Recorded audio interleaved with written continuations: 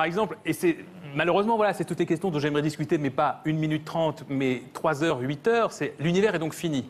On est d'accord? Oui, et il est fini pourquoi? Parce qu'il a eu un début. Et qu'il aura une fin. Et qu'il aura une fin. Et que, mais c'est ce Notre fini. univers. Notre univers. Alors, Pas l'univers. Mais justement, non, mais ça, c'est la question. C'est quid, Justement, je te la pose. quid des autres univers? Alors, Il n'y a pas d'autre univers, pardon. Il n'y a qu'un seul univers. Il y a des théories, la théorie des cordes. Oui, mais, bon, justement, la théorie des cordes, elle prédit des univers multiples, 10 puissance 500 univers, mais en réalité, on ne les observera jamais, par définition, puisque ce sont des univers dits parallèles. Sauf que certains imaginent qu'on puisse voyager de l'un à l'autre. Voilà, alors voyager d'un univers à un autre, c'est une hypothèse de science-fiction. Ça nourrit quantité d'auteurs de science-fiction et quantité de un très beau film de récemment. science-fiction. Mais c'est rien d'autre.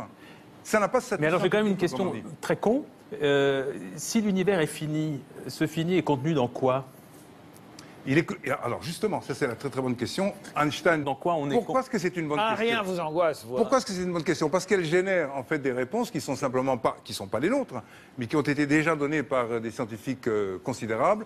Einstein en premier, qui parle du cône de lumière. Le cône de lumière, on est à l'intérieur de ce cône. Comme la couverture d'ailleurs. Voilà, imaginons, c'est la couverture. Voilà, ça c'est le cône de lumière. Et tout ce qui est à l'extérieur, Einstein va dire, c'est l'ailleurs. Or, l'ailleurs, qu'est-ce que c'est? Voilà. C'est la question qu'on doit se poser. Eh bien, l'ailleurs, c'est errant. Pourquoi? Parce que l'extérieur de l'enveloppe du cône, c'est de l'information. Il faut bien comprendre. Voilà. Donc, d'où sert Julie? Voilà. Non, mais on termine quand même sur ça. Regardez, imaginez. Oui. Donc, vous avez le satellite Planck, il photographie donc cette première lumière et il constate quelque chose de totalement, et ça c'est vraiment récent, il y a quelques jours à peine, le journaliste qui est Serge va me dire effectivement qu'il m'approuve. Quand on sort un scoop, il y a un scoop qui est sorti de cette observation. Moi je range. Hein, Écoutez bien.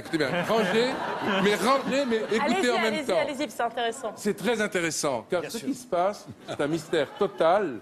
L'hémisphère nord du bébé univers est légèrement plus froid que l'hémisphère sud. Bon.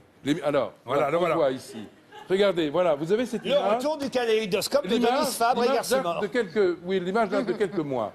Et vous avez donc, le nord c'est en haut, le sud c'est en bas. Vous avez du rouge, donc une bande rouge, qui montre que cet hémisphère sud est plus chaud que l'hémisphère nord. Qu'en conclure? Pourquoi ce mystère?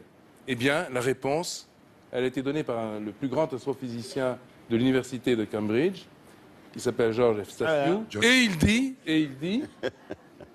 Ceci nous renvoie à un phénomène qui s'est produit avant le Big Bang, c'est-à-dire avant la naissance de la matière, et ceci prouve que l'univers a eu une phase immatérielle, information, comme dit Igor, avant d'être matière.